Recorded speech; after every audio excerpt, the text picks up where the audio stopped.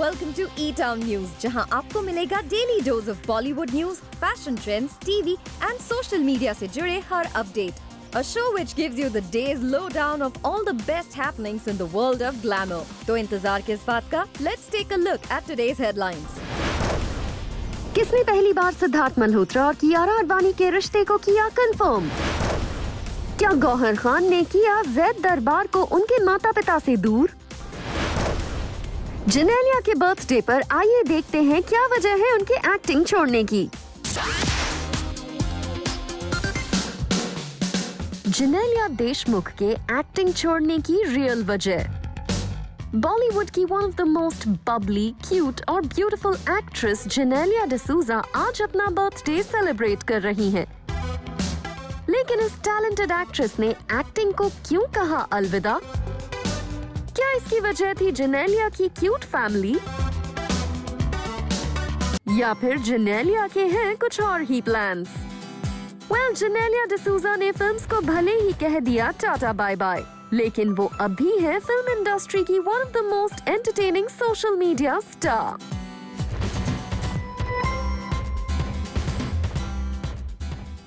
जी हाँ, जेनेलिया डिसूजा इस वक्त सोशल मीडिया पर सबसे ज्यादा एंटरटेन करने वाली एक्ट्रेसेस में से एक हैं और उनके पार्टनर इन क्राइम कोई और नहीं बल्कि उनके हस्बैंड रितेश देशमुख हैं. जेनेलिया ने सोशल मीडिया पर अपने लिए एक अलग पहचान बनाई है. 2012 में जेनेलिया डिसूजा ने रितेश देशमुख को ऑलमोस्ट 10 साल तक डेट करने के बाद शादी की थी. जेनेलिया की जिस वक्त शादी हुई उन्होंने बॉलीवुड और साउथ फिल्म इंडस्ट्री दोनों जगह पहचान बना ली थी. The secret to happy married life is this. लेकिन अपनी फैमिली और बच्चों की रिस्पॉन्सिबिलिटी आने के बाद जेनेलिया ने एक्टिंग से लिया ब्रेक. लेकिन जेनेलिया को इस बात का कोई रिग्रेट नहीं है, एज उनका कहना था कि फिल्म से ब्रेक लेने का उनका डिसीजन था intentional, and now she enjoys her time with family and social media fans.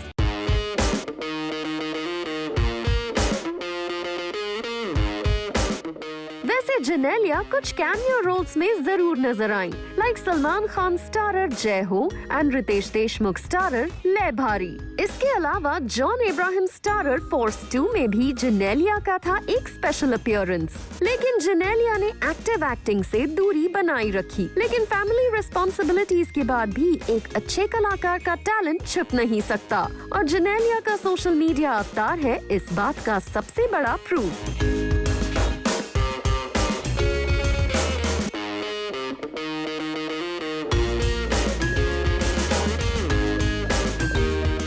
Genelia के इन एंटरटेनिंग वीडियोस के आम फैंस ही नहीं, पूरा बॉलीवुड फैन है और जेनेलिया को उनके वीडियोस के लिए सेलेब्स प्रेज करते रहते हैं. जेनेलिया ने अपने एक्टिंग करियर की शुरुआत एक एडवर्टाइजमेंट विद अमिताभ बच्चन के साथ की थी, और इस एड ने जेनेलिया को इतनी पॉपुलैरिटी दिलवाई कि उन्हें डाउन साउथ कई फिल्म्स ऑफर हुई और जेनेलिया का फिल्मी सफर शुरू हो गया. जेनेलिया और रितेश देशमुख की लव स्टोरी भी है सुपर एंटरटेनिंग. इनकी मुलाकात हुई फिल्म तुझे मेरी कसम के सेट पर, और जेनेलिया अपनी इस बॉलीवुड डेब्यू फिल्म में रितेश देशमुख को अपना दिल दे बैठी, एंड रेस्ट इज हिस्ट्री. वैसे जेनेलिया अपने बच्चों राहिल और रिहान के साथ टाइम स्पेंड करना काफी पसंद करती हैं, और जेनेलिया के अपने बच्चों के साथ स्पेंड किए गए मोमेंट्स अक्सर सोशल मीडिया पर वायरल होते हैं.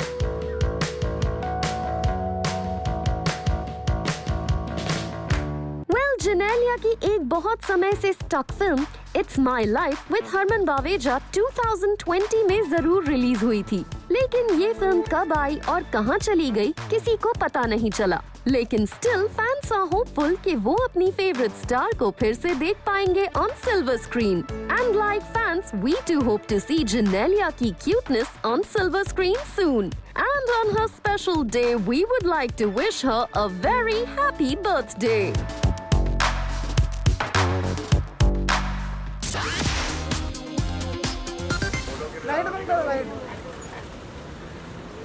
नाइस जोड़ी. हाँ भाई बहुत अच्छी है. हाँ, thank you so much. Thank you Kiara ji, thank you. बहुत अच्छा. सिद्धार्थ और कियारा के सीक्रेट रोमांस की खुली पोल। किसने पहली बार सिद्धार्थ और कियारा के रिश्ते को किया कंफर्म? सिद्धार्थ और कियारा के 3 साल पुराने रिश्ते से उठा पर्दा। सिद्धार्थ मल्होत्रा और कियारा आडवाणी एक दूसरे को डेट कर रहे हैं, ये तो ऑलमोस्ट हर कोई जानता है। कियारा आडवाणी की ये ब्लश करते हुए विजुअल्स हैं प्रूफ ऑफ देयर रिलेशनशिप। लेकिन फिल्म शेरशाह को स्टार सिड और कियारा अपने रिलेशनशिप को ऑफिशियली एक्सेप्ट नहीं करते। सिद्धार्थ मल्होत्रा और कियारा आडवाणी छुट्टी पर साथ जाने से लेकर एक दूसरे के घर पर काफी टाइम करते हैं स्पेंड।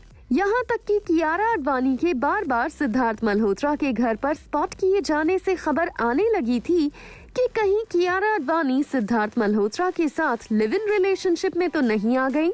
और इतनी सारी रिपोर्ट्स आने के बाद भी सिद्धार्थ मल्होत्रा और कियारा आडवाणी हैं silent on their relationship rumour. लेकिन अब पहली बार सिद्धार्थ मल्होत्रा कियारा आडवाणी के करीबी और उनकी फिल्म शेरशाह के डायरेक्टर विष्णुवर्धन ने इनके रिलेशनशिप को इनडायरेक्टली ही सही कंफर्म कर दिया है। अपने एक इंटरव्यू के दौरान विष्णुवर्धन ने कहा कि सिड कियारा के ऑफ स्क्रीन रोमांस की वजह से उनकी फिल्म की शूटिंग पर कोई असर नहीं पड़ा, आज उनके लिए फिल्म में कैप्टन विक्रम बत्रा और डिम्पल की लव स्टोरी और उनकी केमिस्ट्री थी इम्पोर्टेंट। आगे विष्णुवर्धन ने अपने स्टेटमेंट में ये भी कहा कि उन्हें नहीं लगता कि सिद्धार्थ मल्होत्रा कियारा आडवाणी का ऑफ स्क्रीन रोमांस किसी भी तरह से उनकी फिल्म में बाधा डाल सकता है। He said, "It's not going to help me for the film. What really worked for me, if you see the trailer carefully, it's the way Siddharth Malhotra and Kiara Advani looked. Their pairing is actually fresh. That's what actually worked because they are very close to the characters. For me, it doesn't matter if it's going to help or not, the relationship angle. As a maker, I don't think that's a factor as such. Whether on screen they are playing the characters and off screen they are romancing, it doesn't matter to me." साफ है शेरशाह के director ने एक बार नहीं बातों बातों में कियारा आडवाणी और सिद्धार्थ मल्होत्रा के ऑफ स्क्रीन रोमांस की बात करके कंफर्म कर दिया कि they were in a relationship while doing this film. अब हर कोई जानता है कि सिद्धार्थ मल्होत्रा ने इस फिल्म की शुरुआत 2018-19 में ही कर दी थी, यानी सिद्धार्थ मल्होत्रा और कियारा आडवाणी ऑलमोस्ट 3 साल से एक दूसरे को डेट कर रहे हैं।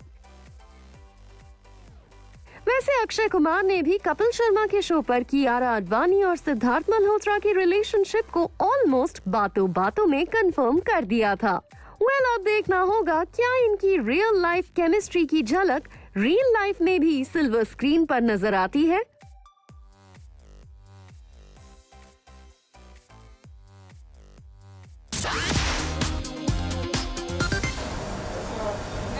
बहुत देर के बाद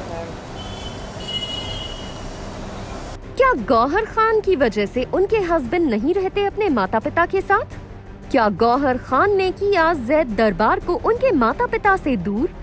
जैद दरबार के साथ गौहर खान की जब से शादी हुई है, कभी इनके एज डिफरेंस को लेकर इन्हें ट्रोल किया जाता है, तो कभी नेटिजन्स कहते हैं कि गौहर खान जैद दरबार को एक बच्चे की तरह ट्रीट करती हैं।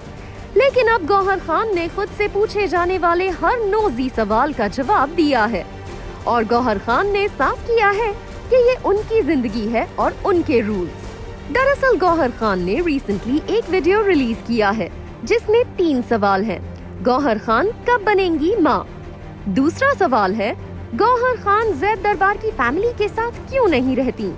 और तीसरा सवाल है गौहर खान अपनी शादी के बाद से हमेशा काम क्यों करती रहती हैं? और इन तीनों सवालों का जवाब गौहर खान ने दिया है इस वीडियो में। गौहर खान के इस रिएक्शन से साफ है कि इस तरह के पर्सनल क्वेश्चंस को वो भाव नहीं देती and once and for all उन्होंने इन सवालों के जवाब दे दिए हैं। वैसे गौहर खान जैद दरबार के साथ शादी के बाद हमेशा न्यूज में बनी रही हैं, लेकिन कुछ वक्त पहले उन्हें काफी ट्रोल किया गया था और उनके खिलाफ FIR भी फाइल हुई थी for flouting pandemic related norms.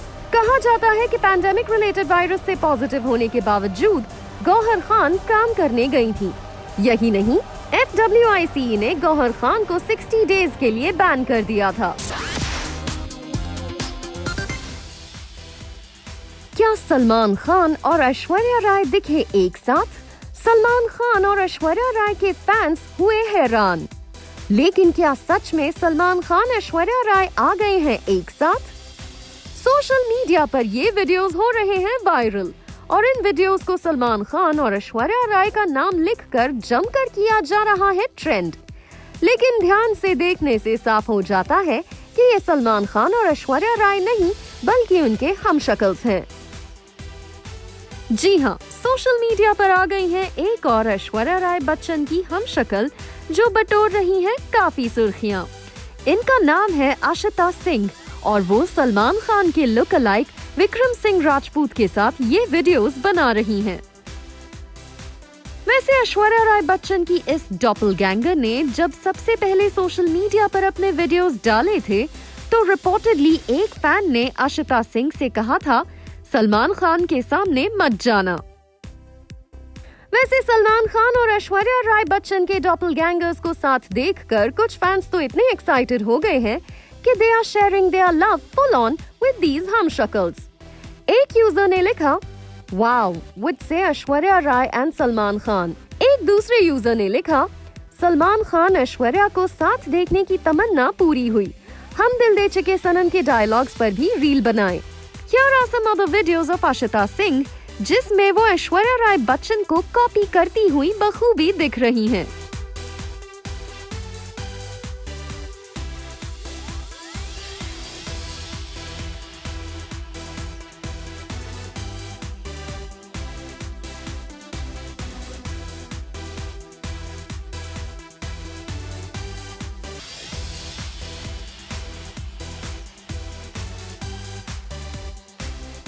वैसे ये पहली बार नहीं जब ऐश्वर्या राय बच्चन की कोई लुक अलाइक सोशल मीडिया पर वायरल हुई है। इससे पहले ईरानियन मॉडल महलगा जाबेरी भी ऐश्वर्या राय बच्चन की लुक अलाइक होने की वजह से सोशल मीडिया पर ट्रेंड करने लगी थी। वैसे महलगा जाबेरी herself is super popular on social media और उनके पास हैं 3.8 मिलियन फॉलोअर्स। वहीं 2020 में अमूज अमृता के भी ये वीडियोस वायरल हुए थे और आप भी देखकर हैरान हो जाएंगे कि ऐश्वर्या राय बच्चन और अमूज अमृता के बीच हैं कितनी सिमिलैरिटीज। अमूज अमृता को भी फैंस ने ऐश्वर्या राय बच्चन की लुक अलाइक होने की वजह से काफी ट्रेंड करवाया था और इसी साल में पाकिस्तानी ब्लॉगर आमना इमरान के ये वीडियोस वायरल हुए थे जिसमें वो ऐश्वर्या राय बच्चन की फिल्म ए दिल है मुश्किल और देवदास के गानों पर वीडियोस बनाती नजर आई थीं।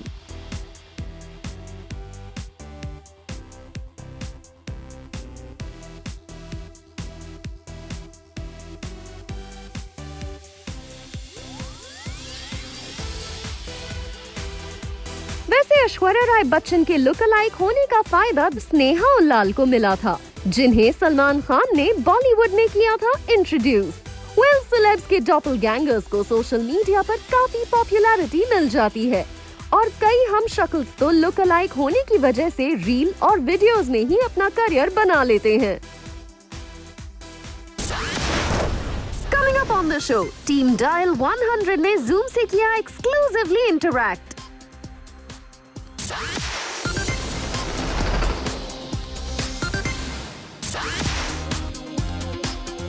Hello and welcome to Zoom TV. I'm Parul Sharma and I hope you and your loved ones are safe and healthy. Today I have with me an actor extraordinaire whose talent cannot be described in words. Manoj Bajpayee. The actress who entered all our ghars and hearts और जो हमें बड़ी अच्छी लगती हैं, Sakshi Tanwar. And the man who's brought them both together in what seems to be a nail-biting thriller, director Renzel De Silva. Hello and welcome. How's everyone doing? The trailer of Dial 100 is genuinely thrilling and I was literally on the edge of my seat for those 2 minutes and 50 seconds. The credit goes to the team which has made the trailer and the person who has monitored the whole creative aspect of it is Renzel De Silva. Absolutely. So starting off right with him, Renzel, let me start by asking you, how did the story of Dial 100 sort of come about? What was the seed of inception? It was a call 20 years ago that I had got from a writer late at night. I was in an agency, working in an agency at that time. I was a creative director and he had wanted to meet me. And for some reason I couldn't. And he was very frustrated on the call. He was drinking and he was basically burning all his work. He was burning all his poems. And he said, when the last poem burns, I'm going to kill myself. And I thought he was, I tried my level best to talk to him. But he was, I think he had gone beyond. He didn't want to hear anything more. He said, I don't want to listen to people like y'all don't help other writers or whatever. And he slammed the phone down. And I never really knew what happened to him. But I really panicked when he said that. And I keep, over the last 20 years, if there's one thing, there are many things you remember. There's one call you remember. It's this call that he made to me. And last year around this time, I think it was the pandemic, something must have happened in my mind. I thought that this could make for a very good story. I spoke about it to Siddharth Malhotra. He's a friend and we talk about ideas. I said, Ren, you must make this film and I'll produce it. And we went and met the Mumbai Commissioner of Police. He was very gracious. He allowed us to actually sit in the control room at Crawford Market, the emergency control room. And we saw how police officers take these calls, and they're trained completely differently from normal beat cops. Right. They actually have psychiatric training and, they know how to stop a person killing himself or herself. So that's where it all started. And then I wrote the script. So Manoj sir, your acting prowess is limitless, I would say. And we often see you deep in the skin of your very, very varying characters. What is your process to sort of prep for a role and how invested do you get in the backstories and the motivations of a character? Thank you very much. But, this is what I love doing, more than the actual shoot. I just love preparing for the characters because, you add, few things and then you kind of, take it out. Then you again think of few things. Then again, you dismiss it. And then again, you think of something. Then again, you reject it. And going through this script again and again is obsession with me. I have to know the script by heart or, backwards. Till then, I don't feel confident. So sir, it sounds like, you sort of take the character home with you and keep it there. What impact do you think that has on your family members and the people around you? My wife is an actress. She knows that she made a mistake of marrying me. And that time is gone. That time is gone. Now everyone in the house is like... Now we have a 10.5-year-old daughter. Now we are all focused on... No, I mean, it's jokes apart. The best thing about marrying somebody who's understanding enough of an actor, and she herself is an actor. At times she's completely taken aback. At times, when I was preparing for this film called Gali Guliam, which was quite psychological, and the preparation became very intense, Renzel. And once I was crossing her in the same house, and you can see this gallery. So this is where we were crossing each other, and suddenly she said, "What? What did you say?" I said, "No, kuch nahi kaha maine." No, kuch tumne kuch kaha. Nahi, maine kuch nahi kaha. Then she said, "You're going nuts. You are going mad." The blessing is that she understands that this guy is actually a nutcase. Sometimes he goes ballistic with his roles. She knows that. Sakshi, coming from television all those years back and having entered the Hindi film industry, would you say it's true what they say that it is extremely difficult for someone from TV to break into Bollywood and get the sort of roles and projects that they want? I'm glad that those boundaries, that you're a television actor or you're a film actor or you're a theater actor are not so important anymore. An actor is an actor and he or she should be given a fair chance and should be chosen on the basis of merit.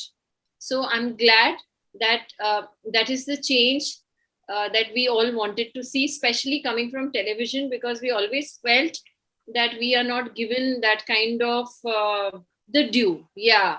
And a lot goes into television. It's not easy at all. I mean, the kind of hours that we have put into for years after years after years, we are still looked down upon as television actors. So I'm glad that the digital medium is changing that, and every actor is getting her or his due, irrespective of the medium that he or she belongs to. I'm so happy that I have seen that and I'm seeing this and I'm part of both. Touch wood. Thank you so much for joining me, everyone. And I wish you all the very best for Dial 100 and all your future projects. Thank you. Thank you. Thank you, Parul.